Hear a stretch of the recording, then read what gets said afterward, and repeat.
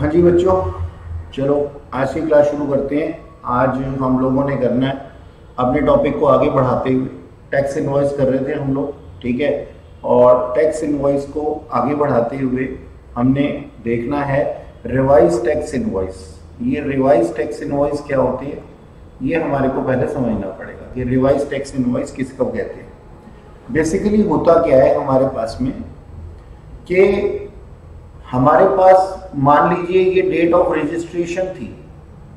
समझना पहले चीजों को, डेट ऑफ रजिस्ट्रेशन थी। अब ये डेट ऑफ रजिस्ट्रेशन से पहले हमारी लायबिलिटी अराइज हुई होगी। हमने पढ़ा है पहले क्या हमारी लायबिलिटी फॉर रजिस्ट्रेशन थी। इसके विद इन 30 डेज हम क्या कर सकते हैं, अपनी एप्लीकेशन दे सकते हैं, एप्लीकेशन फॉर रजिस्ट्रेशन। और फिर उसके 7 दिनों के अंदर अंदर हमारे को क्या मिल जाएगा, रजिस्ट्रेशन मिल जाएगा, जीएसटी रजिस्ट्रेशन मिल जाएगा, जो कि इफेक्टिव होगा इस डेट से, लाइबल फॉर रजिस्ट्रेशन से। अगर हम 30 दिनों के अंदर अंदर अप्लाई कर देते हैं तो जिस दिन से हम लाइबल थे रजिस्ट्रेशन के लिए, उस दिन से हमारा ये रजिस्ट्रेशन एप्लीकेबल होगा। ये एप्लीकेबल होगा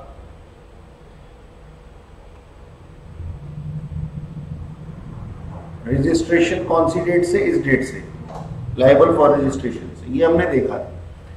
अब यहां से क्या शुरू हो जाएगा, जिस दिन से आपका रजिस्ट्रेशन आया उस दिन से आप अपनी परचेजेस के ऊपर इनपुट टैक्स क्रेडिट ले सकते हैं और आप अपनी सेल के ऊपर आउटपुट टैक्स भी ले सकते हैं, कलेक्ट कर सकते हैं। तो ये नॉर्मल बात है। यहां से आपका रजिस्ट्रेशन जब हो गया, ये तो नॉर्मल बात है। लेकिन sir what about the period from the date of liability of registration till date of registration. मतलब हम इस टाइम पीरियड की बात कर रहे हैं, हम इस टाइम पीरियड की बात कर रहे हैं। तो अब हम क्या करें इस टाइम पीरियड के अंदर, यहां से लेकर के यहां तक, जब हम लायबल थे हमने 30 दिनों के अंदर अंदर रजिस्ट्रेशन के लिए एप्लीकेशन डाल दी और रजिस्ट्रेशन 7 दिनों के अंदर आ भी गया। तो यहां पे तो हमने कुछ परचेजेस की होंगी और हमारे को आईटीसी क्लेम करने का अधिकार भी है, और सेल की थी और आउटपुट टैक्स का अधिकार भी है कलेक्ट करने का। लेकिन हम अपने इनवॉइसेस कब से बना सकते हैं, और ये इनपुट टैक्स क्रेडिट एडजस्ट होगा आउटपुट टैक्स कलेक्शन में से जब हमारे पास में रजिस्ट्रेशन का सर्टिफिकेट आ जाएगा। तो रजिस्ट्रेशन का सर्टिफिकेट तो इस डेट पे आया, करीब करीब 37th डे के बाद। तो 37 डेज के अंदर हमने बहुत कुछ किया होगा। तो अब इसके लिए रूल क्या कहते हैं, कहते हैं सुनो सर आप उदास मत होइए, ये जो टाइम पीरियड है इसके अंदर आपने जितने भी इनवॉइसेस तो आपने इशू टैक्स इनवॉइस तो इशू की नहीं होंगे, बिल ऑफ सप्लाई इशू किया होगा। तो अब रूल ये कहते हैं कि इस बिल ऑफ सप्लाई को आप कन्वर्ट कर दो, convert in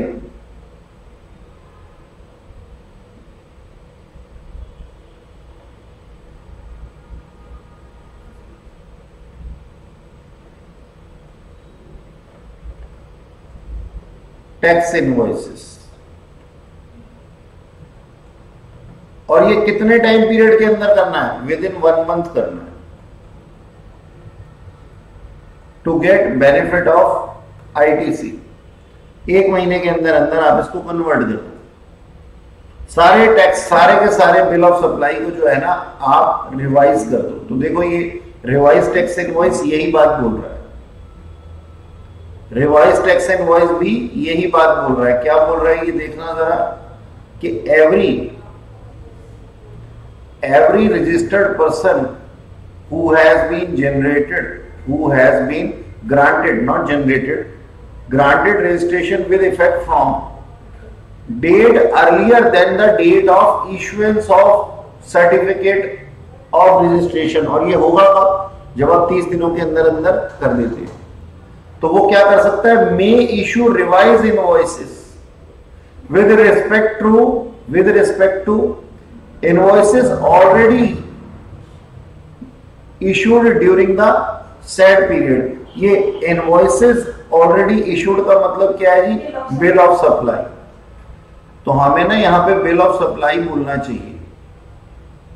bill of supply को हम क्या कर सकते हैं? कितने टाइम पीरियड में? लंबा टाइम पीरियड है, 10 साल बाद भी कर सकते हैं। नहीं sir, within 1 month from the date of issuance of certificate. तो जिस दिन से आपका सर्टिफिकेट आपको रिवाइज और आपको क्या नाम है इशू हुआ है, उस दिन से 1 महीने के अंदर अंदर सारे के सारे पुराने बिल ऑफ सप्लाई को टैक्स इनवॉइस में कन्वर्ट कर देना, ऐसा रूल बोलता है। उनको देने भी पड़ेंगे? हाँ, उनको देने भी पड़ेंगे, मतलब जो सेल किया हमने। और ये तो बढ़िया है हमारे लिए ना, क्योंकि हम उनको टैक्स इनवॉइस इशू करेंगे तो वो हमारे को टैक्स भी देंगे, या फिर वो टैक्स नहीं देंगे तो जो हमने बिल ऑफ सप्लाई दिया हुआ था, मान लो किसी चीज के अंदर 100 रुपए थी, किसी बिल कोई बिल ऑफ सप्लाई कितने का था? 100 रुपए का था, या फिर 10,000 का था। अब वो सामने से उस पर्सन से हम और तो पैसा मांग नहीं सकते, तो इसको इंक्लूसिव ऑफ टैक्स मानेंगे, तो हमारी कॉस्ट अपने आप कम हो जाएगी। R/R+100 का फॉर्मूला लगता है ना, और ITC मिल जाएगा हमारी परचेजेस के ऊपर जो हमने अपना किया होगा। और इसी के लिए ये फिर एक एग्जांपल लिखा हुआ, आप इसको पढ़ सकते हैं, पढ़ लीजिए। जो मैंने अभी आपको बताया ना, वही बाय वे ऑफ एग्जांपल। हाँ जी, वही डलेगी जो जहां से आपका रजिस्ट्रेशन एप्लीकेबल होगा। अब आप इसको पढ़ लीजिए। Sarabhai private limited commence business of supply of goods on 1st April in Delhi. Its turnover exceeded applicable threshold limit on 30 September. मतलब he was liable to get registered himself on 30th September 2022. Thus he became liable 23rd नहीं 30th नहीं है, 3rd है 3rd September को। It applied for registration on 29th of September within 30 days हो गया। हाँ sir, okay. Granted registration on 5th of October, okay sir, 5th अक्टूबर को उनको मिल गया। 5 अक्टूबर को मिला तो ये एप्लीकेबल कहां से हो गया? 3 सितंबर से हो गया। Since it was applied for registration within 30 days of becoming liable to registration granted effective from 3rd of September. That is the date from where it was liable to pay GST. अच्छा जी, Sarabhai private limited में issue revised tax invoices on or before 5th of November। देखो 5 अक्टूबर था ना, हाँ, उसको 1 महीने, अक्टूबर के 1 महीने बाद क्या आता है? 5 नवंबर। ठीक है जी। और वो कब से कब तक का? सर यहां से 3rd सितंबर से लेकर के 5th अक्टूबर के टाइम पीरियड तक का। बहुत सारी टर्नओवर होती है। हाँ, बहुत सारी टर्नओवर होगी, करोड़ों में होगी, चाहे अरबों में होगी, वो उसका काम है। हमें तो सिर्फ ये देखना है कि उसने क्या करना है, अपना टैक्स इनवॉइस में इसको कन्वर्ट करना है, सीधी सी बात है, वरना उसका नुकसान हो जाएगा। और वो तो छूटते ही सबसे पहले क्या करेगा? जल्दी जल्दी काम करेगा। वो 30 दिनों के अंदर अप्लाई इसीलिए तो कर रहा था कि उसको जल्दी से ITC मिलने के द्वार खुल जाए। तो ये रिवाइज टैक्स इनवॉइस समझ में आ गया? चले आगे, ओके।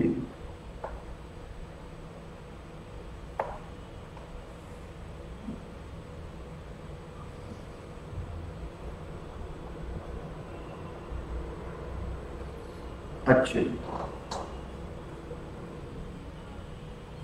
अब सुनो, manner of issuing revise tax invoice depend upon the nature,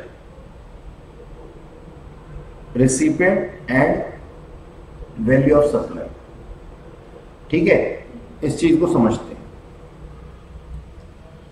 हाँ जी, तो क्या मैनर है, क्या तरीका है इसको करने का, आओ देखते हैं। देखो, अगर तुम्हारे पास में रजिस्टर्ड होगा, पर्सन जो है रजिस्टर्ड रिसिपिएंट होगा, ऑब्वियसली टैक्स इनवॉइस इशू कर रहे हो तो तुम खुद तो क्या हो, रजिस्टर्ड सप्लायर। अब रजिस्टर्ड सप्लायर का क्या होगा, रजिस्टर्ड सप्लायर का या तो रजिस्टर्ड रिसिपिएंट होगा या फिर अनरजिस्टर्ड रिसिपिएंट होगा। पहले रजिस्टर्ड रिसिपिएंट का समझ लेते हैं। रजिस्टर्ड रिसिपिएंट है और सप्लाई क्या है, बिजनेस टू बिजनेस है। ठीक है, लास्ट क्लास में भी पढ़ा था, है ना। तो उसमें क्या होगा, उसमें recipient shall claim ITC on the basis of revise tax invoices. आपने उसको रिवाइज टैक्स इनवॉइस दे दिए। आज से पहले क्या हो रहा था, सोच करके देखो। आज से पहले आप एक अनरजिस्टर्ड डीलर थे, सामने वाला रजिस्टर्ड रिसिपिएंट था, तो वो क्योंकि आपने रिवाइज टैक्स नहीं दिए थे। अब मान लो, एक मिनट के लिए मैं इस बात को थोड़ा सा एलेबरेट करूंगा, समझने की कोशिश करना, समझने की कोशिश करना। ये था हमारे पास में टाइम पीरियड। मान लो हमने इस टाइम पीरियड से लेकर के इस टाइम पीरियड तक के रिवाइज इनवॉइस जितने भी थे हमारे जो कस्टमर थे, हमने उनको दे दिए इस टाइम पीरियड के। मान लो ये मोटा मोटा मैं ले लेता हूं 37 दिन, 37 डेज के जितने भी कस्टमर थे। अब वो पेमेंट तो हमारे को देंगे ही नहीं, तो हमने क्या बोला जी, 10,000 था अमाउंट। इंक्लूसिव मानेंगे तो 18/118 हो जाएगा। कितना हो जाएगा जरा बताना इसका। अब मैं इसको इनवॉइस इशू करूंगा 1525 का टैक्स, 1525, इसका हाफ करना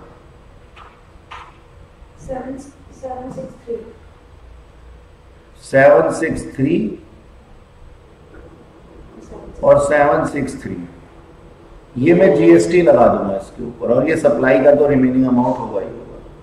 तो मैंने इसको है ना इतने का क्रेडिट दे दिया, मैंने इसको एक रिवाइज टैक्स इनवॉइस कर दिया। सामने वाला अगर रजिस्टर्ड होगा तो आईटीसी क्लेम कर लेगा। कितने का, 763 और 763 का नॉर्मल है, वो तो यूज करने के लिए हमने उसको दिया, हम उसको बेनिफिट दे रहे हैं एक तरीके से। और इस चीज का फायदा भी है, हमारे को भी फायदा है कि हमने जो परचेजेस की थी उसका इनपुट टैक्स क्रेडिट ले लेंगे हम भी, और वो भी ले लेगा, यानी कि हमारे उसकी भलाई में हमारी भी भलाई। ठीक है जी।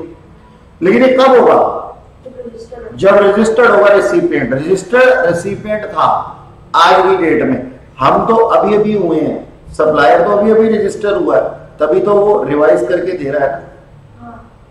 तो रजिस्टर्ड सप्लायर का रजिस्टर्ड रिसिपिएंट होगा और B2B बिजनेस होगा तो आईटीसी मिल जाएगा। सर अगर B2C होगा तो चाहे तुम इनवॉइस दे भी दो, फाइनल कस्टमर को थोड़ी ना मिलता है इनपुट टैक्स क्रेडिट। सप्लायर ले सकता है, वो तो मैं ले रहा हूं ना, सप्लायर के पॉइंट ऑफ व्यू से बात नहीं कर रहे हैं हम। कह रहे क्या फायदा होगा, तो फायदा किसको होगा, जब नंबर 1 B2B होगा और नंबर 2 रजिस्टर्ड होगा बंदा सामने वाले, तब फायदा होगा। अच्छा जी, अच्छा ये तो हो गया, हमने ना क्या कर दिया उसको ना सेपरेट जितने भी उसके इनवॉइसेस थे, मान लो इन 37 दिनों के अंदर एक ही रिसिपिएंट से हमने 37 बार ट्रांजैक्शन की थी, 37 टाइम्स की थी, 63 टाइम्स की थी, 100 टाइम्स की थी। हमने सारे इनवॉइसेस को अलग अलग सेपरेट इशू करने हैं। क्यों, क्योंकि वो मांगेगा हमसे कि सर सेपरेट इशू करो ना, ताकि मैं फायदा ले सकूं इसका, और सेपरेट ही आप क्या करना, उसके ऊपर अपलोड करना, तभी मेरे को आईटीसी मिलेगा। लेकिन अगर सोचो रजिस्टर्ड रिसिपिएंट नहीं हुआ, ठीक है जी, अनरजिस्टर्ड हुआ, तो देखो पहले तो मैं इसको पूरा कर दूं। यहां पे हमने क्या बोला जी, रिसिपिएंट जो था वो आईटीसी ले लेगा और हमारे को सेपरेट इनवॉइसेस इशू करने पड़ेंगे। क्यों, क्योंकि वो खुद डिमांड करेगा ऐसा हमारे से कि सर अलग अलग करके दो ना, ताकि मैं आईटीसी ले सकूं। अगर अनरजिस्टर्ड होगा या फिर B2C होगा, जो मैंने अभी बताया, B2C को तो मिलता ही नहीं,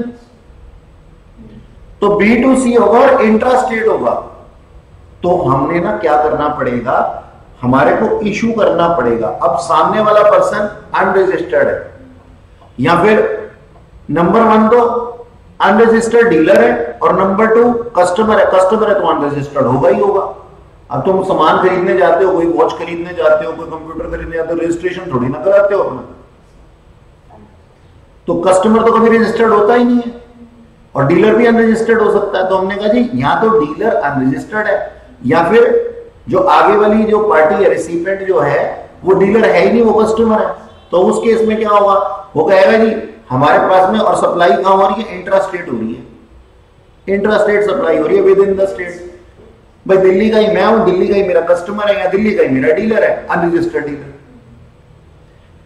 इनको तो आईटीसी मिल नहीं सकता, लेकिन मेरे ऊपर कंप्लायंस है, ये मेरी ऑब्लिगेशन है कि मैं जो रिवाइज टैक्स इनवॉइस इशू करूंगा उसका एक consolidated revise tax invoice issue करूंगा। कंसोलिडेटेड यानी कि 37 दिनों में 37 कस्टमरों के साथ में, 63 कस्टमर्स के साथ में, 1000 कस्टमर्स के साथ में, जितनी भी मेरी ट्रांजैक्शंस हुई हैं इन टाइम पीरियड के अंदर, उसके लिए अगर मैं आईटीसी नहीं भी दिलवा सकता हूं अपने रिसिपिएंट को, इवन देन मेरे को एक कंसोलिडेटेड टैक्स इनवॉइस इशू करना पड़ेगा। यानी कि कंसोलिडेटेड का मतलब क्या हो गया, एक बड़ा सा इनवॉइस होगा, उसके अंदर लिखूंगा ये 37 दिनों के अंदर इन लोगों को जो था मैंने माल बेचा है और इनसे टैक्स कलेक्ट किया है, ताकि मैं उस आउटपुट टैक्स लायबिलिटी में से अपनी इनपुट टैक्स क्रेडिट को एडजस्ट कर सकूं। यानी कि कंसोलिडेटेड तो करना ही पड़ेगा।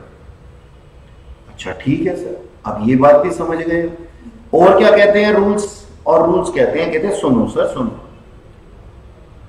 अनरजिस्टर्ड रिसिपिएंट होगा या फिर मतलब या तो अनरजिस्टर्ड डीलर होगा या फिर रिसिपिएंट जो है वो कौन होगा, कस्टमर होगा। तो B2C होगा या फिर अनरजिस्टर्ड डीलर होगा। हम तो रजिस्टर्ड है, सामने वाला पर्सन अनरजिस्टर्ड है। अब अनरजिस्टर्ड की कैटेगरी में डीलर भी आ सकता है और कस्टमर भी आ सकता है, दोनों ही अनरजिस्टर्ड है। और ये जो सप्लाई है ना, ये इंटरस्टेट सप्लाई है। इंटरस्टेट सप्लाई का मतलब क्या होगा, मैं यहां बैठ करके जयपुर के कस्टमर को माल बेच रहा था, वॉशिंग मशीन बेच रहा था जयपुर में, किसी ने मुझसे मंगाई, मैंने उसको भेजी, वॉशिंग मशीन भेजी, वो मेरा कस्टमर है। या फिर एक डीलर है जो कि अनरजिस्टर्ड डीलर है, लेकिन मैंने उसको भेजी, जयपुर में भेजी, दिल्ली में बैठ करके। तो अब ना यहां पे ना हम चिंदी चोरों को नहीं पकड़ते, यहां अपन पकड़ते हैं बड़ी मछलियों को, बड़े अनरजिस्टर्ड डीलर को। क्योंकि सोचो, अगर हम अनरजिस्टर्ड डीलर्स को पकड़ेंगे इस तरीके से, कस्टमर को तो पकड़ के कोई फायदा ही नहीं ना, चाहे वो 100 करोड़ की चीज खरीद ले हमसे, वो तो कस्टमर है। लेकिन अगर एक पर्सन है जिसने हमसे सामान खरीदा है और 2.5 लाख रुपए की 2.5 लाख रुपए के अमाउंट को एक्सीड कर जाती है इसकी ट्रांजैक्शन, तो ये जरा ध्यान रखना इस चीज का कि अगर इंटरस्टेट है और 2.5 लाख रुपए को एक्सीड कर जाती है, तो हमें क्या करने पड़ेंगे सर, सेपरेट इनवॉइसेस इशू करने पड़ेंगे। यानी कि मैंने एक पर्सन के साथ में, एक डीलर के साथ में, मैं कौन था, मैं दिल्ली का डी था, दिल्ली का डी था, और ये जयपुर का जे था, जे ऑफ जयपुर, ठीक है ना, और ये अनरजिस्टर्ड पर्सन था। अब ये अनरजिस्टर्ड से तो मतलब वो समझ में आता है ना कि ये छोटी छोटी चीजें खरीदता रहता होगा, गरीब आदमी होगा। लेकिन अगर एक ही पर्सन से, दिल्ली के दिवाकर से, अगर जयपुर के जे ने सिर्फ 37 दिनों के अंदर 2.5 लाख रुपए की ट्रांजैक्शंस कर ली हैं, तो ऐसी ट्रांजैक्शंस वो और लोगों के साथ भी करता होगा और उसको शो नहीं करता होगा। और आज से पहले इसके शो ना करने का इसके पास में मकसद भी हो सकता था, क्योंकि अनरजिस्टर्ड ही खुद है, अनरजिस्टर्ड ही हम थे, सप्लायर भी अनरजिस्टर्ड था, कोई पकड़ ही नहीं सकता था। तो हमने कहा जैसे ही हम रजिस्टर्ड हो गए, सप्लायर रजिस्टर्ड हो गया, तो वो क्या चाहेगा कि जितनी भी बड़ी मछलियां हैं ना मेरे डीलर जो कि अनरजिस्टर्ड है, उनको भी पकड़वा दूं। होता है ना, चोर खुद पकड़ा जाता तो दूसरे को भी पकड़वाता है। तो रूल बना दिया गया, कहता देखो चिन्नी चोरों से हमारे को कोई लेना देना नहीं है, लेकिन जिनसे तुमने 2.5 लाख रुपए तक की उन 37 दिनों के अंदर, उन 37 डेज के अंदर, जिन लोगों से तुमने 2.5 लाख से ज्यादा की ट्रांजेक्शंस कर ली थी ना, उनको सेपरेट इनवॉइस इशू करो। और जैसे तुम उनके नाम पे सेपरेट इनवॉइस इशू करोगे और वहां पे अपलोड करोगे गवर्नमेंट को पता लगेगा। अच्छा, अब ये 2.5 लाख मेरे से ले रहा है, 2.5 लाख किसी और से ले रहा होगा, या 2.5 लाख आने वाले किसी टाइम के अंदर होगा, ये 2.5 लाख रुपए के जितने भी इनवॉइसेस हैं, जितनी भी ट्रांजेक्शंस हैं की, ये मिल करके कभी ना कभी तो 1.5 करोड़ बनेगी। और 1.5 करोड़ बनेगी तो हम इस अनरजिस्टर्ड को भी पकड़ लेंगे सेक्शन 22 के अंदर, या फिर 75 लाख बनेगी एज द केस में भी, किसी भी स्टेट में ये हो। तो हमने ना चेक क्या करना है, कहता है सुनो जी, सीधी सी बात है, अगर आप एक रजिस्टर्ड सप्लायर हो और आपने रिवाइज टैक्स इनवॉइस इशू किए हैं पीछे वाले टाइम पीरियड के, और आपका जो डीलर है वो अनरजिस्टर्ड है और इंट्रा स्टेट सप्लाई है, या फिर कस्टमर है आपका और इंट्रा स्टेट सप्लाई है, तो no need to worry, just a consolidated tax invoice is sufficient.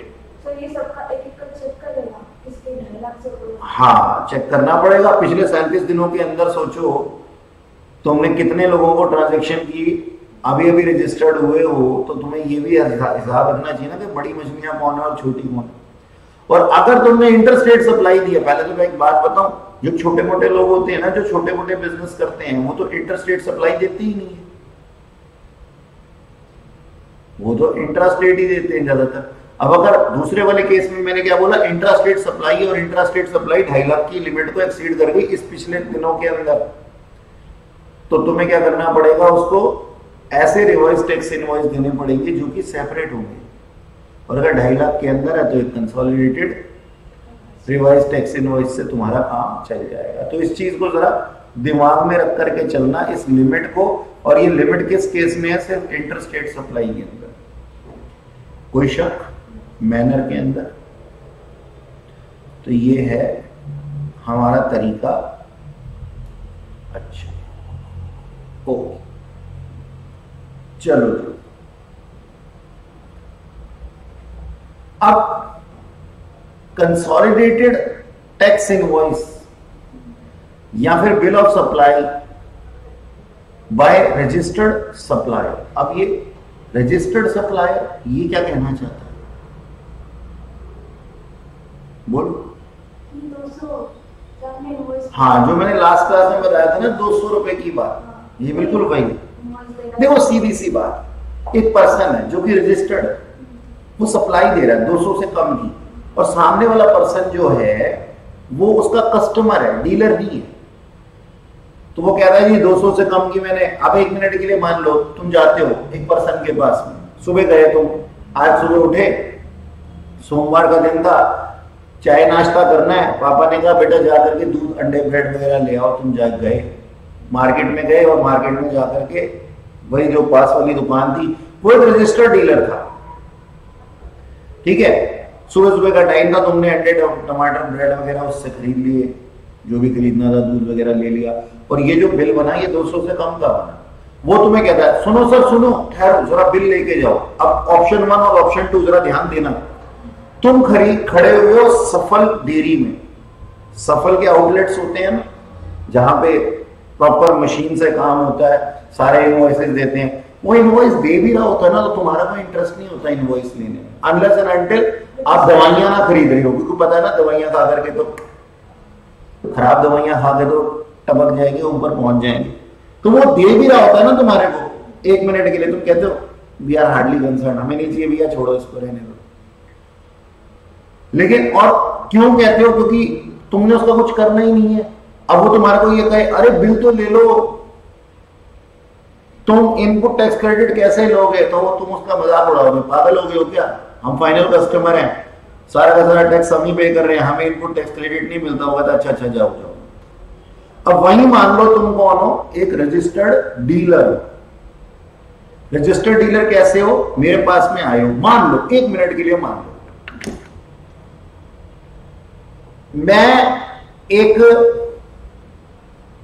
Omelette बनाने वाला एक पर्सन, और मैंने खुद को जीएसटी के अंदर रजिस्टर कराया हुआ है, और मैं ये ऐसे ठेली वगैरह पे ऑमलेट नहीं बनाता, मैं बड़ा जबरदस्त वाले ऑमलेट्स बनाता हूँ, जो कि शेफ टाइप, जो कि मैं बेचता हूँ बना करके, और मेरा एक ऑमलेट जो है वो 500 रुपए का देता हूँ। बढ़िया अच्छी दुकान है मेरी, बढ़िया सी। अब मैं जाता हूँ, जा करके ना मैं ना अंडे खरीद करके लेके आता हूँ उसी दुकान से जहां से तुम अपने घर के लिए खरीद के लेके गए थे। मैं एक रजिस्टर्ड पर्सन हूँ, वो भी एक रजिस्टर्ड पर्सन है, वो भी एक रजिस्टर्ड पर्सन है। मैं उसको कहता हूँ हाँ जी अंडे कितने के दिए, कहते कि इतने के दिए। मैंने कहा 190 का बिल हो गया, कहते हाँ 190 का बिल हो गया। अब मैं उसको क्या कहूंगा, क्या मैं इसको अपने घर में कंज्यूम करने वाला हूँ? नहीं, इसको मैं अपने बिजनेस में कंज्यूम करने वाला हूँ। तो मैं उससे क्या बोलूंगा, मुझे इनवॉइस दीजिए। वो कहेगा इनवॉइस दूं, 190 रुपए का भी इनवॉइस दूं? वो अभी मैडम लेके गई 190 रुपए की क्रेट अंडे की, उन्होंने तो इनवॉइस नहीं मांगा। मैंने कहा सुनो समझो, वो फाइनल कस्टमर थी, उसने इनपुट टैक्स क्रेडिट नहीं लेना था, लेकिन मैं अब डीलर हूं, मैं इसको अपना फर्दरेंस ऑफ बिजनेस के अंदर लगाऊंगा, और फर्दरेंस ऑफ बिजनेस के अंदर लगाऊंगा तो मेरे को है ना आईटीसी चाहिए। तो ये हो भी सकता है कि 200 रुपए से कम के लिए सामने वाला पर्सन कौन है, ये इस बात पे डिपेंड करता है। सामने वाला पर्सन अगर हुआ एक रजिस्टर्ड डीलर जिसको कि इनपुट टैक्स क्रेडिट लेना है, तो वो 200 रुपए के इनवॉइस के लिए भी तुम्हारी जान खा जाएगा कि इनवॉइस प्रॉपर बना करके दो जी, ऐसे नहीं चलेगा ई ना चौल में।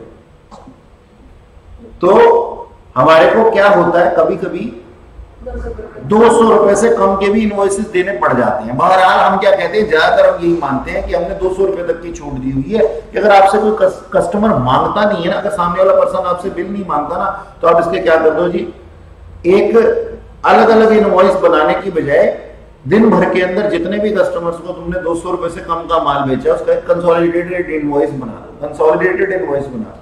लेकिन इनवॉइस जरूर बनाना है तुमने अपने पास से। बिल्कुल, जो 190 रुपए आपने पे किए अपने घर वाले अमाउंट के लिए, या मैंने अपने फर्दरेंस ऑफ बिजनेस में 190 रुपए पे किए उस पर्सन को, उसके अंदर इंक्लूसिव ऑफ टैक्स माना जाता है। तो वो डिपेंड करता है, अरे पे क्या आउटपुट टैक्स उसने लिया है, उस पर्सन ने, जो हमारा सप्लायर था ना, उसने आउटपुट टैक्स हमसे लिया 190 के अंदर भी। अब अगर वो हमारे को बिल जनरेट कर देता है तो वो एडजस्ट कर सकता है अपने आईटीसी को भी। क्या पता इसको ये जो एग जो हमारे को बेच रहा है, ये हमारे फर्दरेंस ऑफ बिजनेस या फिर फाइनल कस्टमर के लिए, वो उसने भी तो कहीं से खरीदा ही होगा, तो खरीदा होगा तो वो भी तो इनपुट टैक्स क्रेडिट ले सकता है, तो फायदा उसका भी है अगर वो बिल जनरेट करता है तो। लेकिन फिर भी हम क्या कहते हैं उसको, हम क्या कहते हैं कि अगर आपका देखो कस्टमर 200 से नीचे तक का आपका डिमांड कर रहा नहीं कर रहा, तो भी आप क्या करो, एक कंसोलिडेटेड टैक्स इनवॉइस बनाओ। ठीक है, तो हमने क्या बोला, देखो यहाँ पे ना लिखा हुआ इस चीज को, value of supplies up to 200 plus नहीं है, ये लेस है, माइनस भी नहीं होगा, लेस देन। इसको जरा ठीक करते हैं, 1 मिनट है।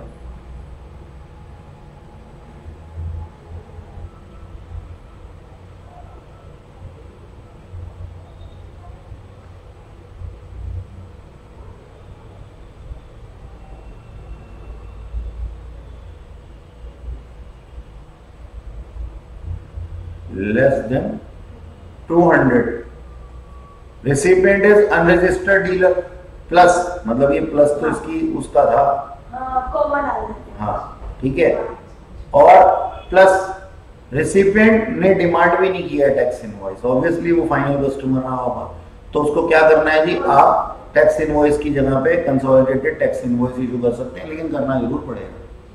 ठीक है, ओके डन, ये बात समझ में आ गई। अब जरा मेरे को इसके बारे में बताना कि ये एक इलस्ट्रेशन टाइप दिया हुआ है छोटा सा, रजिस्टर्ड सप्लायर है, रजिस्टर्ड रेसिपिएंट है अंडर सेक्शन 9, रजिस्टर्ड है, रेसिपिएंट भी रजिस्टर्ड है, यानी ये डीलर होगा कोई ना कोई। वैल्यू है लेस देन 200। अगर वो डिमांड करेगा तो भी इसको इनवॉइस देगा। डिमांड क्यों नहीं करेगा पहले ये बताओ। अगर वो डिमांड करेगा, अरे भैया ऐसा क्यों बोल रहे हो, अगर वो डिमांड करेगा, रजिस्टर्ड रेसिपिएंट है, ये वो ऑमलेट वाला है, हाँ ये लेगा, तो इसको इशू करना पड़ेगा टैक्स इनवॉइस, ठीक है ना, चाहे कम हो चाहे ज्यादा हो। इसका बुरा क्यों करें हम, आईटीसी नहीं क्लेम करे पाएगा। अच्छा, एक रजिस्टर्ड सप्लायर है, कंपोजिशन डीलर है। अब तुम सोचोगे कंपोजिशन डीलर है का मतलब क्या हुआ, अरे कंपोजिशन स्कीम के अंदर डीलर है, फिर भी रजिस्टर्ड तो है ना, चाहे वो इनपुट टैक्स क्रेडिट नहीं ले सकता, लेकिन अनरजिस्टर्ड तो नहीं है ना। कंपोजिशन की स्कीम के अंदर ना तो वो इनपुट टैक्स क्रेडिट ले सकता है, ना ही किसी आउटपुट टैक्स ले सकता है। यानी कि ये ऑमलेट वाला कौन है, कंपोजिशन की स्कीम के अंदर आ रहा है, अपनी टर्नओवर के ऊपर कुछ मिनिमम सा टैक्स दे रहा है, ठीक है, कोई दिक्कत नहीं है।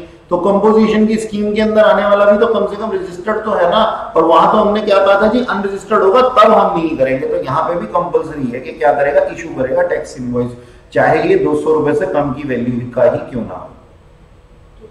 अच्छा, ये रजिस्टर्ड है सप्लायर, हाँ सर, ये अनरजिस्टर्ड है, ये फाइनल कस्टमर है। जैसे तुम गए थे सुबह अंडे टमाटर ब्रेड दूध लेने के लिए, तो ये क्या करेगा जी, बोलो, वैल्यू इक्वल्स टू 200 है, तो ये इक्वल्स टू 200 है, ध्यान से सुन लो, इक्वल्स टू 200 है, तो इसको क्या करना पड़ेगा, टैक्स इनवॉइस इशू करना पड़ेगा, क्योंकि लेस देन होता ना तो नहीं करना पड़ता। अब इस केस में देखो, रजिस्टर्ड सप्लायर है, अनरजिस्टर्ड डीलर है, कस्टमर है, यानी कि ये, अच्छा जी, और वैल्यू जो है वो लेस देन 200 है, तो क्या इसमें इसको सेपरेट टैक्स इनवॉइस करने हैं, नहीं, लेकिन कंसोलिडेटेड करने हैं। देखो ठीक है जी, ओके डन। तो ये चीज 200 रुपए वाली तो मैंने लास्ट क्लास में भी बताई थी वैसे आपको, लेकिन चलो कोई बात नहीं। अच्छा, अगला है हमारे पास में invoice come bill of supply. Invoice come bill of supply, यानी कि हमने जो इनवॉइस इशू किया है और इनवॉइस के साथ में क्या है, ये मतलब ये bill of supply, bill of supply दोनों की बात। हाँ देखो, इसके अंदर क्या है, कहता है एक रजिस्टर्ड पर्सन है मेकिंग सप्लाई टू, यानी कि सप्लायर कौन है, रजिस्टर्ड है, सप्लायर रजिस्टर्ड है, ठीक है जी, और रजिस्टर्ड ही रिसिपिएंट है। ये देखो,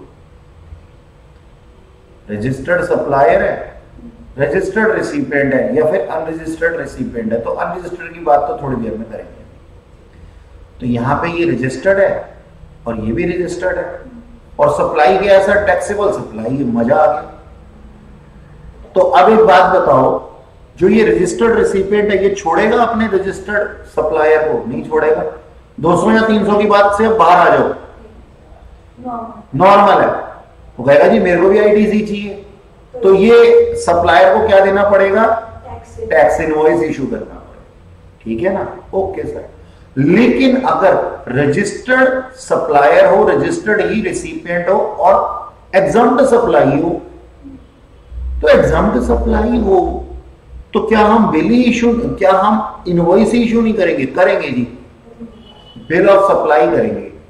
और जब ये करना इसके लिए क्यों जरूरी है, सोच करके देखना। हमेशा हर जगह मैंने आपको एक बात बोली है कि एग्रीगेट टर्नओवर हमें देखनी होती है, और एग्रीगेट टर्नओवर के अंदर एग्जम्प्ट सप्लाई भी इंक्लूड करते हैं। तो एग्जम्प्ट सप्लाई तुमने की है, इसका पुख्ता प्रमाण तो रखो, और वो पुख्ता प्रमाण क्या है, बिल ऑफ सप्लाई। तो दोनों नहीं इशू करने, कहीं पे कोई करना, कहीं पे कोई करना। वो बता रहा है हमारे को, कहता है सुनो जी, रूल को याद करते हैं, और रूल बिल्कुल क्रिस्टल क्लियर है। रजिस्टर्ड दोनों रजिस्टर्ड हैं और गुड्स टैक्सेबल हैं, तो कोई मना कर ही नहीं सकता तुम्हारे को टैक्स इनवॉइस जनरेट करने से, और ना ही सामने वाला रिसिपिएंट तुम्हें छोड़ने वाला। क्यों, क्योंकि उसने ना रीजन है ना उसके पीछे, इनपुट टैक्स क्रेडिट लेना अगले ने इनपुट टैक्स क्रेडिट लेना। लेकिन एग्जम्प्ट सप्लाई अगर उसने ली है रिसिपिएंट ने, तो चाहे वो रजिस्टर्ड भी है और रजिस्टर्ड पर्सन से ही ले रहा है, इवन देन एग्जम्प्ट सप्लाई के ऊपर वो टैक्स पे ही नहीं कर रहा जब, तो आईटीसी कायदा लेगा। तो वो कहता है मेरे को कोई फर्क नहीं पड़ता, आप इसकी एंट्री दो या ना दो, लेकिन फिर भी हमने क्या बोला, सप्लायर क्या देगा आपको, इशू करेगा बिल ऑफ सप्लाई। चलो ये तो हो गई एक बात। अब रजिस्टर्ड सप्लायर है और अनरजिस्टर्ड रिसिपिएंट है, और सामने वाली सप्लाई जो है वो टैक्सेबल सप्लाई है, यानी कि मैं रजिस्टर्ड हूं, तुम अनरजिस्टर्ड हो, तुम्हारी अभी 1.5 करोड़ से कम है, या फिर तुम फाइनल कस्टमर हो गए। और जो मैं सप्लाई दे रहा हूं वो टैक्सेबल सप्लाई है। तो अब एक बात बताओ, तुमसे मैं टैक्स चार्ज करूंगा या नहीं करूंगा? बिल्कुल करूंगा। चाहे तुम अनरजिस्टर्ड हो, चाहे तुम फाइनल कस्टमर हो, टैक्स तो दे के जाओगे। अनरजिस्टर्ड डीलर होगे तो तुम सिर्फ इनपुट टैक्स क्रेडिट नहीं ले सकते, और कस्टमर को तो वैसे इनपुट टैक्स क्रेडिट नहीं मिलता। तो अब इस केस में क्या मुझे बिल ऑफ सप्लाई इशू करना पड़ेगा? ना जी ना। हमने पढ़ा था कि टैक्सेबल सप्लाई हो और रजिस्टर्ड पर्सन हो तो देने वाले का नहीं देखते हम स्टेटस की, किसको दे रहे, जो दे रहा उसका देखते हैं सप्लाई। सिंपल सी बात है ना। अब देखो सोचने वाली बात है, ये तो अनरजिस्टर्ड रिसिपिएंट है, इसने तो आईटीसी क्लेम नहीं करना, लेकिन जो हम इसको इनवॉइस इशू करेंगे और इससे टैक्स कलेक्ट करेंगे, उसी टैक्स के ब्याज पे तो हम अपना इनपुट टैक्स क्रेडिट भी एडजस्ट करेंगे। तो अगर हम इसको इशू ना करें, एक मिनट के लिए सोचो, टैक्स इनवॉइस इशू ना करें और उसके अंदर आउटपुट टैक्स लायबिलिटी को ना दिखाएं, तो इनपुट टैक्स लायबिलिटी किससे एडजस्ट करोगे? हमारा आईटीसी तो हमारा गया, और आईटीसी मिलता किसके ऊपर है?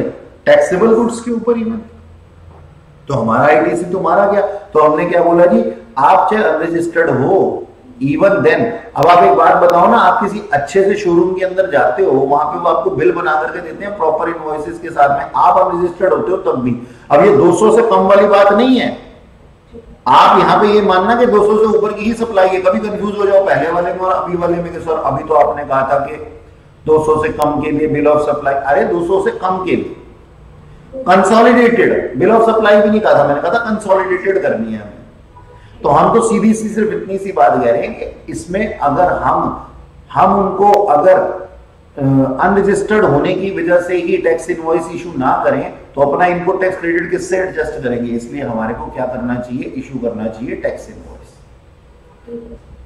अच्छा, हम रजिस्टर्ड है, सप्लायर रजिस्टर्ड है, सामने वाला अनरजिस्टर्ड है, सामने वाला ले रहा है क्या? Exempt supply. तो हमारे को क्या देना पड़ेगा? बिल ऑफ सप्लाई देना पड़ेगा, क्योंकि एग्जम्प्ट सप्लाई पे हम उससे तो टैक्स ले नहीं सकते, सीधी सी बात है। और वो है भी अनरजिस्टर्ड, लेकिन हमें यहाँ पे अनरजिस्टर्ड को नहीं देखना, हमारे को तो ये देखना होता है कि हम इसमें से अपना एडजस्ट कर सकते हैं आईटीसी या नहीं कर सकते। तो सीधी सी बात है, एग्जम्प्ट सप्लाई पे हम उससे टैक्स ले ही नहीं सकते, तो टैक्स इनवॉइस बना के क्या करोगे?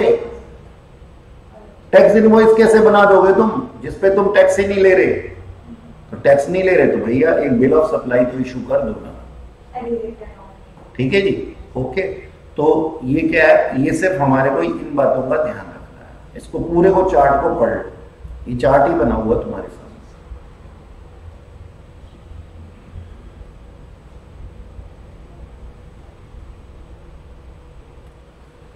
सुनो जी, अब ये तो हो गई नॉर्मल सी बात। ये वाली मैंने यहां पे एरो लगा दिया था, ये नहीं पढ़ाया मैंने भी। ये तो नॉर्मल सी बात हो गई। अब इसको देखते हैं, कहता है अगर ना रजिस्टर्ड पर्सन होगा, सप्लायर होगा, और वो ना टैक्सेबल सप्लाई भी दे रहा है और एग्जम्प्ट सप्लाई भी दे रहा है एक ही इनवॉइस के ऊपर। मतलब तुम मेरे पास में आए, तुमने दो चीजें मांगी, एक एग्जम्प्ट थी, एक टैक्सेबल थी। तो मुझे क्या करना पड़ेगा? He needs to, तो और सामने वाला पर्सन कौन था? रजिस्टर्ड रिसिपिएंट था। तुम डीलर कौन थे? रजिस्टर्ड वाले थे। तो मुझे क्या करना पड़ेगा जी? सेपरेट इशू करने पड़ेंगे bill of supply, exempt supply के लिए बिल ऑफ सप्लाई और टैक्स इनवॉइस टैक्सेबल सप्लाई के लिए। लेकिन अगर पर्सन रजिस्टर्ड है और रिसिपिएंट अनरजिस्टर्ड है और उससे दो चीजें ले रहा है, टैक्सेबल भी और एग्जम्प्ट सप्लाई भी, रिसिपिएंट, तो वो क्या कर सकता है जी? एक सिंगल ही में इशू, क्योंकि सामने वाला पर्सन जो है अनरजिस्टर्ड है। अब सोचने वाली बात है, इससे फर्क क्या पड़ेगा? कुछ फर्क नहीं पड़ेगा सर। ये आपका इनवॉइस है, वो कहेगा इतने की टैक्सेबल सप्लाई, इतने की एग्जम्प्ट सप्लाई, टैक्स तो केवल टैक्सेबल सप्लाई पे ही बनेगा। हाँ, तो बस तो मेन मुद्दा तो यही था कि वो इस अमाउंट को दिखा दे। तो ये चाहे तो दोनों को मिला करके कर सकता। ठीक जी, आगे चले। अच्छा, अब तुमने क्लास 11th के अंदर वाउचर पढ़े हैं, है ना, परचेज वाउचर, सेल वाउचर, ऐसे करके। ये कब होते थे इशू? क्या सेल होने पे परचेज वाउचर इशू होता था? नहीं सर, सेल वाउचर ही इशू होता था। कैसी कैसी बातें कर रहे हो? क्या जब हमने परचेज की होती थी तो हम सेल वाउचर करते थे? नहीं। तो ऐसे ही है हमारे पास में,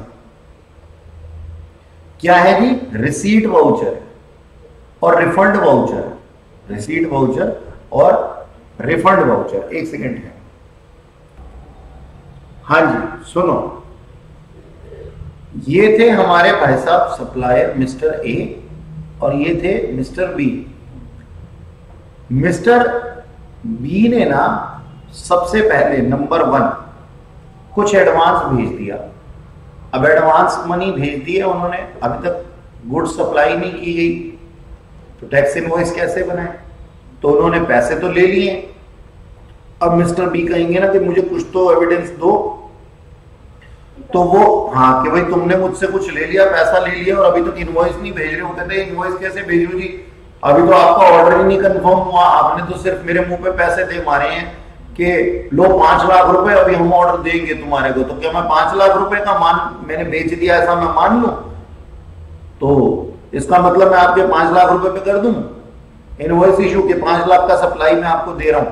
कहते नहीं नहीं, सप्लाई तो 3 की चाहिए अभी हमारे को फॉर द टाइम बीइंग। तो हमने कहा फिर शांति रखो थोड़ी देर के लिए।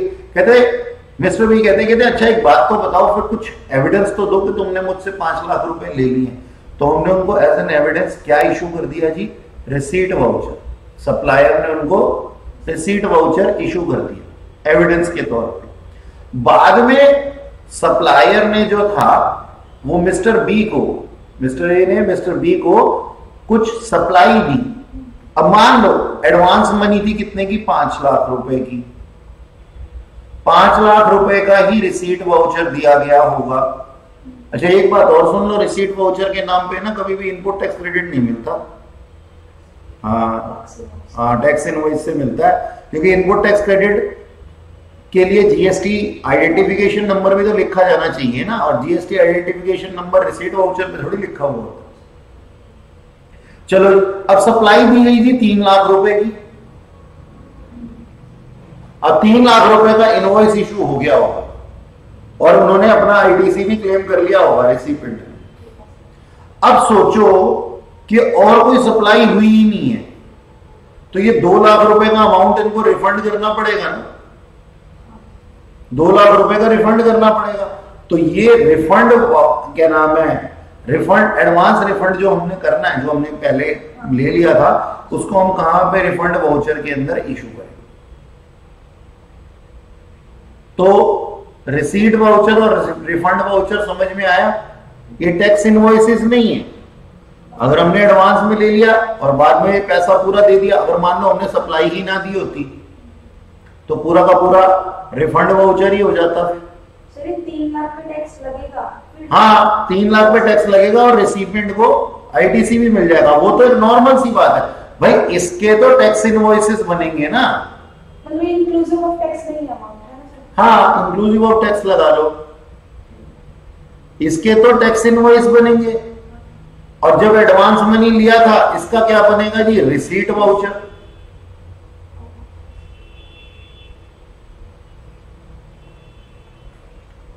ठीक है ना, इसका रिफंड वाउचर बना 2 लाख रुपए का, सिंपल।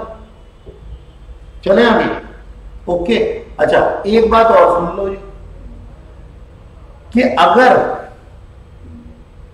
कहता है कि ये रिसीट वाउचर रिफंड वाउचर, ठीक है, if rate of GST is not known at the time of supply, तो हमें क्या एज्यूम कर लें जी, 18%, यानी कि टैक्स इनवॉइस बना रहे थे हम, हायर वाला मान लेंगे। ठीक है जी, जब रजिस्टर होता था हमको बताते तो रेट भी सिलेक्ट करते। हाँ रेट तो होते हैं, लेकिन मान लो सामने वाले पर्सन ने हमारे को जो दिया है, हमें जो ऑर्डर दिया है, हमारे को कंफर्म नहीं है अभी उसके लिए, और ऐसा नहीं है कि हम उससे 18% ले लेंगे और आगे जाकर के 18 ही पे कर देंगे, ऐसा कुछ नहीं है। अगर वो 12% रेट लग रहा होगा तो हम उसको उसके लिए कुछ और भी करते हैं, हम डेबिट नोट क्रेडिट नोट होते हैं उसके लिए। ठीक है जी। तो हम क्या करते हैं जी, एज्यूम क्या कर लेंगे 18%। If nature of supply is not known तो एज्यूम कर लेंगे इंटरस्टेट सप्लाई। ये जरा ध्यान रखना इस चीज का। अच्छा जी, हाँ अगर भैया हमें कंफर्म ही नहीं है, हम ये बता ही नहीं पा रहे कि हमारा माल कहाँ सप्लाई हो रहा है, तो फिर क्या करें, ठीक है ना। अच्छा चलो आगे देखो, इनवॉइस एंड पेमेंट वाउचर।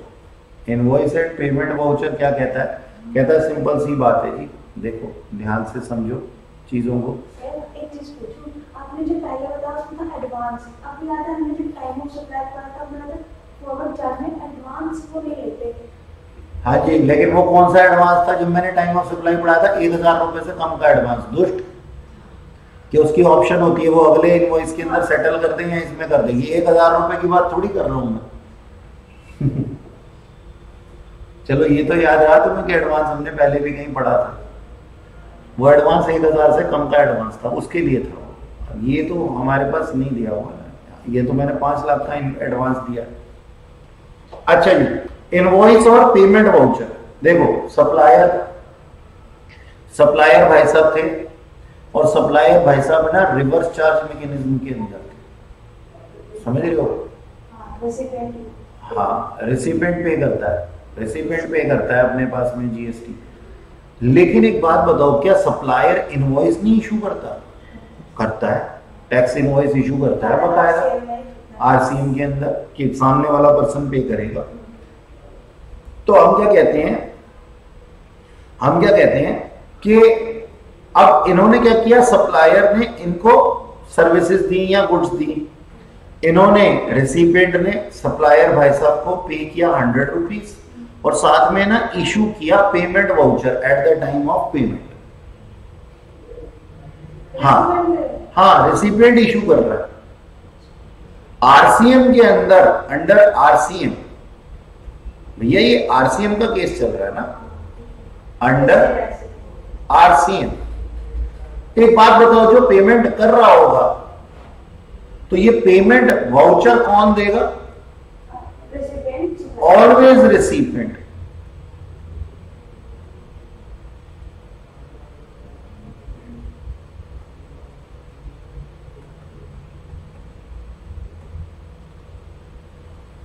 क्योंकि पेमेंट कौन दे रहा है जी?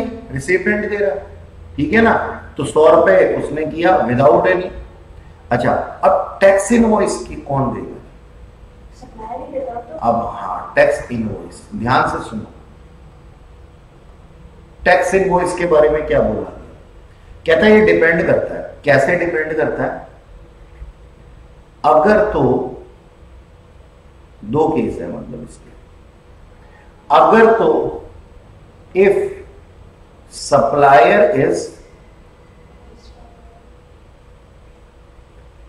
registered, और होता है ना सप्लायर रजिस्टर्ड होता है, तो कौन इशू करेगा जी? Supplier will issue tax invoice, ठीक है जी। If supplier is unregistered, supplier unregistered है, तो क्या करेगा? कौन करेगा जी? रिसिपेंट। रिसिपेंट बस शेल इशू टैक्स इनवॉइस। कोई शक? ठीक है ना।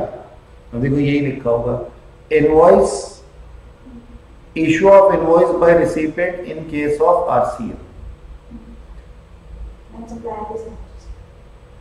वेयर सप्लायर इज रजिस्टर्ड, मतलब वो बना दिया मैंने ऊपर, ठीक है, नॉर्मल है ये तो, ठीक है जी। वैसे मुझे यहां बना देना चाहिए, ये उसी का ही पार्ट है। अच्छा जी, option to issue any document other than tax invoice. याद है हमने टैक्स इनवॉइस बनाने से एग्जम्प्ट कर दिया था कुछ लोगों को, जिसके अंदर मैंने एक आपको सिनेमा हॉल का भी एग्जांपल दिया था। सोचा तुमने ऐसा हुआ तो क्यों हुआ भाई? सिनेमा हॉल वाला सोचो, एक टिकट दे रहा है, एंट्री टिकट तुम्हारे को मल्टीप्लेक्स के अंदर, मैंने बोला था ना, और वो तुम्हारा ना नाम, पता, जीएसटी, आइडेंटिफिकेशन नंबर, ये सारी चीजें तुम्हारा लिख रहा है उस टिकट के ऊपर। तो कितनी देर में एक टिकट बेचेगा वो? उसको तो इंस्टेंटली बेचनी है। तो हमने कहा यार जाओ यार, तुम्हारे से कोई लेना देना नहीं है हमारा। और वैसे भी मूवी टिकट जो खरीदते हैं वो फर्दरेंस ऑफ बिजनेस के लिए थोड़ी ना खरीदते हैं, वो तो फाइनल कस्टमर ही लेता है, ऑडियंस ही लेती। अच्छा, तो मतलब ये इसके कुछ वो है। तो हमने क्या बोला?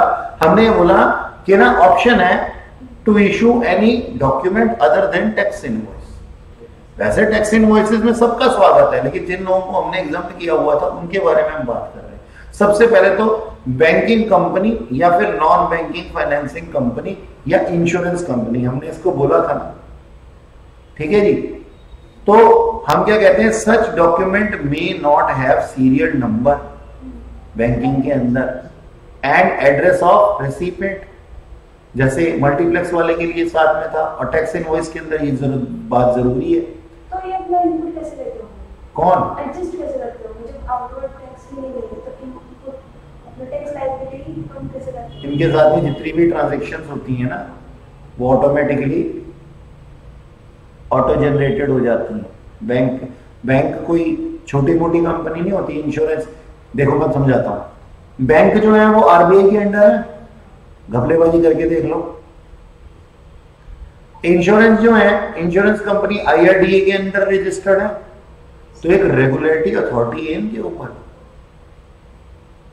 तो they are as good as government. बात समझ में आई? कोई भी बैंकिंग कंपनी और कोई भी छोटा मोटा टैक्स इवेजन करने के लिए ना अपनी साख को ताक पे नहीं रख देगी। सोचो आपको पता लगे कि आपके बैंक के अंदर, वैसे ही हम डरते हैं पैसा जहां रखते हैं, तो उसके शेयर मार्केट में तो डाउन आ ही जाएंगे शेयर, साथ में उसके कस्टमर भी टूट जाएंगे। जस्ट एक टैक्स इवेजन करने के लिए अगर टैक्स या इंश्योरेंस कंपनी घपलेबाजी करने लग जाए तो इनका तो विश्वास सबसे पहले टूट जाएगा लोगों का इनके ऊपर से, तो नहीं करते। तो वो क्या कहते हैं? उनको क्या करना है? उनको अपने कंसोलिडेटेड इनवॉइस इशू करने at the end of every month. Tax invoice एक एक सेपरेट नहीं कर रहे, कंसोलिडेटेड कर रहे हैं। सेल तो दिखानी है ना हमने कितनी की है। सिग्नेचर और digital signature of supplier authorise में, ये आप नॉर्मली पढ़ लो, उसके अंदर कोई दिक्कत वाली बात नहीं। मतलब हम क्या करते हैं? हम इनको बोलते हैं हमने टैक्स इनवॉइस नहीं इनसे इशू करवाने, कंसोलिडेटेड क्या नाम है, इनवॉइसेस इशू कराने at the end of every month. ये हमारे को जो है याद रखना। गुड्स ट्रांसपोर्ट एजेंसीज होती हैं in respect of goods carriage. तो ये लोग क्या करते हैं जी? ये लोग सामान भेज रहे हैं। अब इसके अंदर ये कैसे आइडेंटिफाई कर पाएंगे? मतलब वैसे तो किया भी जा सकता है, लेकिन फिर इनको प्रॉपर क्वांटिटी पता होनी चाहिए। सोचो ये ट्रक वाले जो फल सब्जियां लेकर के आ रहे हैं, कितने किलो गाजर है, कितने किलो मूली है, वो सारे अगर इनवॉइसेस के अंदर लिखने लग जाए, कितने सारे इनवॉइस बन जाएंगे, बल्कि काम हो जाएगा।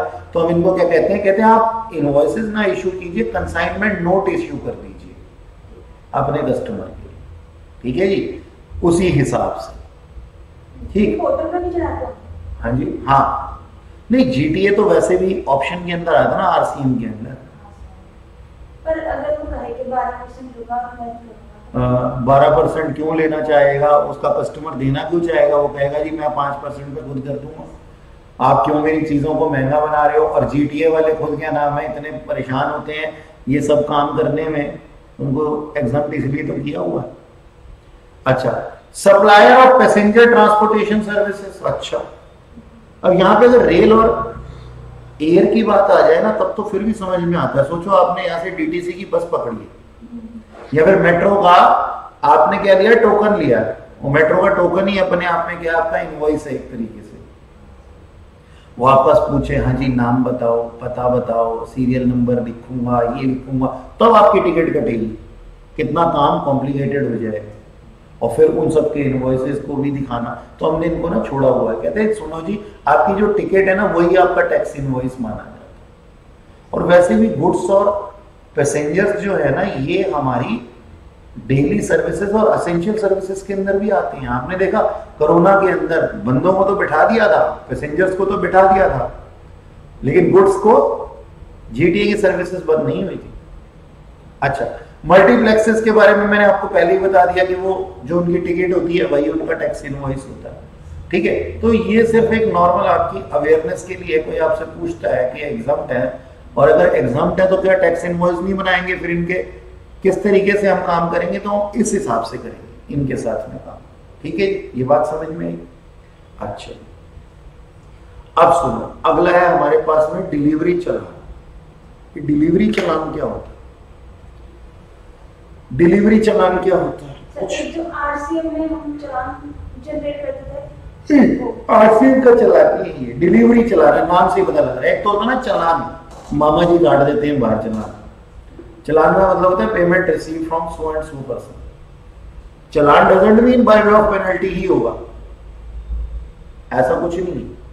चालान का मतलब है payment receive by so and so person. तो यहाँ पे देखो लिखा हुआ challan, it's a receipt means of payment. ठीक है ना, पेमेंट की। और डिलीवरी चालान का क्या मतलब है? एक डॉक्यूमेंट है जिसके अंदर की शिपमेंट है, डिस्क्रिप्शन है, सारी की सारी कि कितनी गुड्स जा रही है। सोचो एक मिनट के लिए डिलीवरी चालान कौन देता होगा? अपने दिमाग में नॉर्मली जो डालते हैं, वो पुरानी पिक्चरें देख ली हैं तुमने जिसमें ट्रक पकड़ लेते थे, इस ट्रक में क्या है, डंडा मार करके पुलिस वाले पूछते थे। पुष्पा, अच्छा देखो पुष्पा तो मैंने देखी नहीं, पुरानी पिक्चरों की बात कर रहा था। इस ट्रक के अंदर क्या है, और अगर उसके पास में वो कहेगी इस ट्रक के अंदर क्या है, ये तो मुझे पता ही नहीं है, तो वो कहेंगे खोलो फिर इसको, सोना निकालो इसमें से, ड्रग्स निकालो इसमें से। तो जब जीटीए या फिर ट्रांसपोर्टर को ये पता ही नहीं है कि वो क्या लेकर के जा रहा है, सोचने वाली बात है कि वो तो नुकसान भी दे सकता है। तो हमें ना डिलीवरी चालान बनाना पड़ता है। ये डिलीवरी चालान बनाता कौन है? जो कंसाइनर होता है ना, कंसाइनर। जो कंसाइनर मतलब समझने वाली बात है, मैंने यहां से सामान छोड़ा, डिस्क्रिप्शन वगैरह तो मैं ही बताऊंगा, लेकिन कभी कभी मेरे बिहाफ पे ना जीटीए वाले भी बना देते हैं। तो हम क्या कहते हैं जी कि डिलीवरी चालान क्या है? इट इज अ डॉक्यूमेंट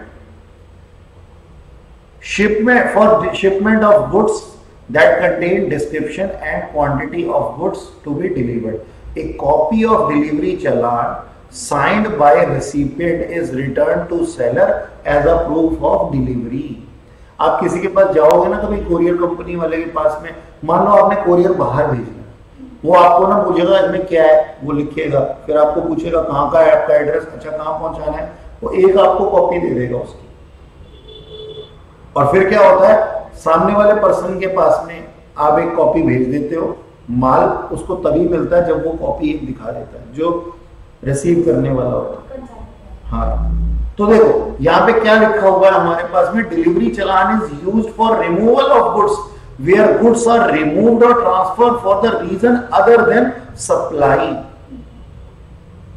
और where quantity of goods being removed is known after removal of goods। इसका मतलब क्या हुआ, समझ के देखो कि we don't know quantity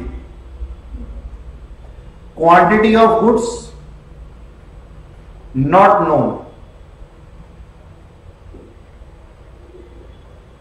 नहीं पता हमारे को क्वांटिटी क्या है। और यहां पे है ना गुड्स जो है ना ट्रांसफर हुई है और रिमूव्ड हुई है for any reason other than supply, तो डिलीवरी चालान चलता है। देखो वैसे तो एक मिनट के लिए सोचने वाली बात है कि हर चीज के ऊपर चल सकता है डिलीवरी चालान, लेकिन हम क्या कहते हैं कि सप्लाई हो या ना हो। अब एक बात बताओ, ब्रांच ट्रांसफर कर रहा हूं मैं, तो ऐसे ही सामान इधर से उधर भेज दूंगा, रिमूवल ऑफ गुड्स है, चाहे सप्लाई ना हो, तो हम क्या कहते हैं जी, goods are remove from one to another place. Sir आपने बताया ब्रांच की डिस्ट्रिक्ट पर्सन होती है, तो उसके लिए मैंने टैक्स लगेगा या नहीं लगेगा उसकी बात बोली थी। मैंने ये कब कहा था कि भाई डिलीवरी चालान नहीं कटेगा? दोस्त एक बात बताओ, यहाँ दिल्ली की एक ब्रांच थी, कहां पे? जनकपुरी में, ठीक है, और पश्चिम में यार सामान जाना है, दिल्ली में ही, तो यहां से ट्रक निकलेगा, इधर पहुंचेगा, बीच में अंकल ने पकड़ लिया इसको, कौन सी जगह आती है, विकासपुरी में,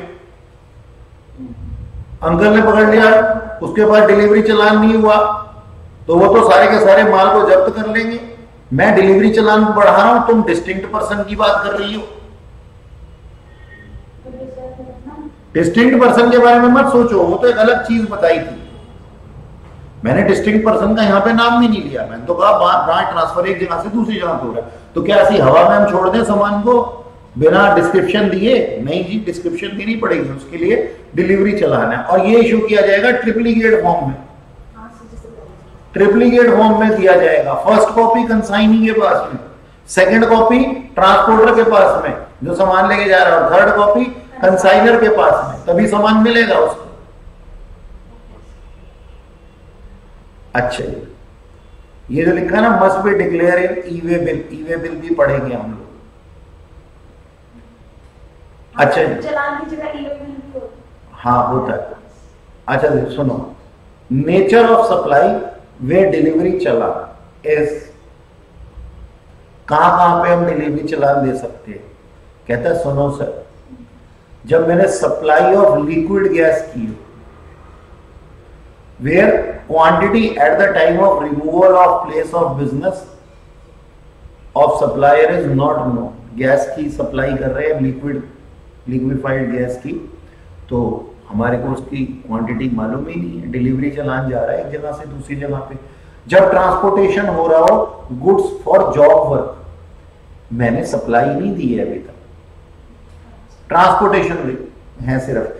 जॉब वर्क के अंदर मैं आपको ना, आप कौन हो, आप वो हो अपना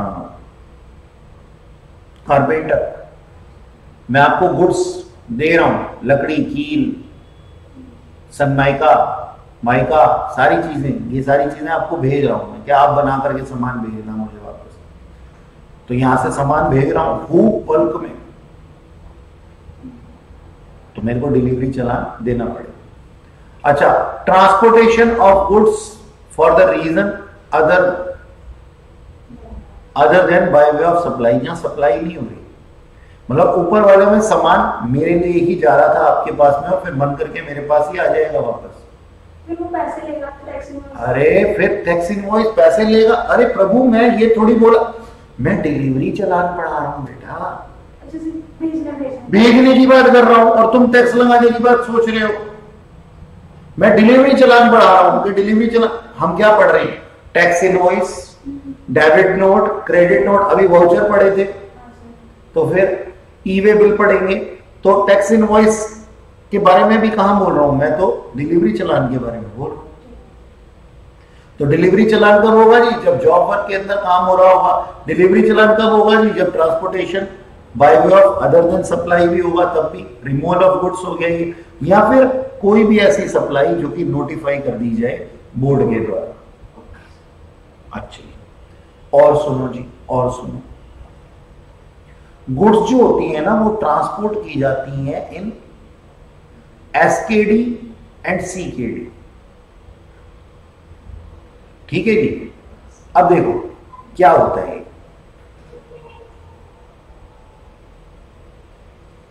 कभी कभी ना एक चीज ऐसी होती है कि असेंबल होनी होती है। लाइक हम ये कहते हैं कि हमारे पास में ना कोई प्लांट एंड मशीनरी है, वो बहुत ही बड़ी है, तो हम ना उसके ना मेजर पार्ट्स को अलग अलग कर लेते हैं, मेजर पार्ट्स को, उसको हम कहते हैं एसकेडी,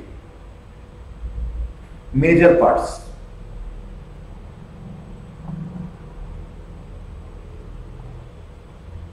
ठीक है, एक होता है सीकेडी, ये मेजर पार्ट नहीं, मेजर के भी और टुकड़े कर दिए, ये तो मेजर था ही, इसके अंदर से ये भी अंजर पंजर ढीले कर दिए, सेमी कर दिया इसको, बिल्कुल ही सेमी के बाद में ना और भी कम कर दिया, टुकड़े टुकड़े टुकड़े टुकड़े करके हमने इसको सामान को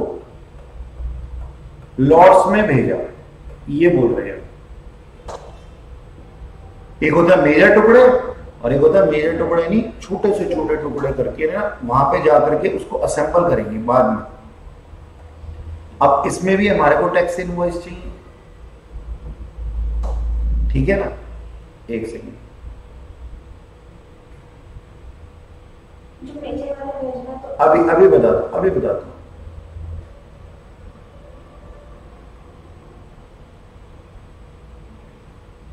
हाँ, हमने तो अभी तक डिलीवरी चलाना पड़ा है। हाँ बिल्कुल सही।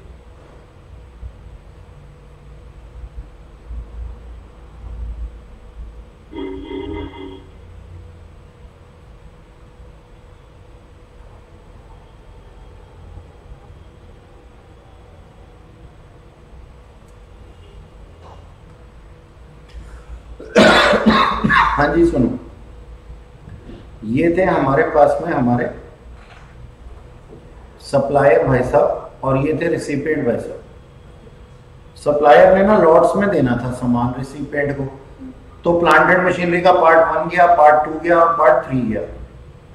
तो जब पार्ट 1 जाएगा ना तो सर्टिफाइड कॉपी ऑफ इनवॉइस जाएगी।